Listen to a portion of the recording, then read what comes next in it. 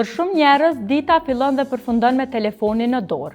Por në një kohë kur jemi më të lidhur se kur me botën digjitale, ekspertet po paralajmërojnë se përdorimi i pakontrolluar i rrjeteve sociale mund të ketë pasoja reale për shëndetin mendor. Në disa vende të botës, autoritetet po shqyrtojnë dhe ka nisur masa për kufizimin e përdorimit të rrjeteve sociale për të rinj në moshën 16 vjeç, për shkak të shqetësimeve mbi ndikimin e tyre në shëndetin mendor, përqendrimin dhe zhvillimin social.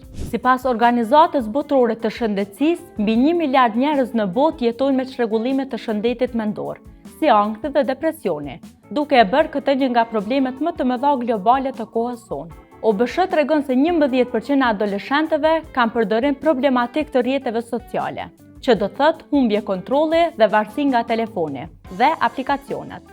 Po ashtu, 12% janë në rrezik nga varësia ndaj lojrave online. Studimet e fundit tregojnë se problemi nuk është vetëm koha që kalojmë në telefon, por mënyra e përdorimit, sidomos kur ai bëhet i detyrueshëm dhe ndikon në gjumë, humor dhe në jetën sociale. OBSH thekson se përdorimi i tepërt i ekraneve lidhet me rritje të ankthit, depresionit dhe izolimit social, sidomos tek të rinj.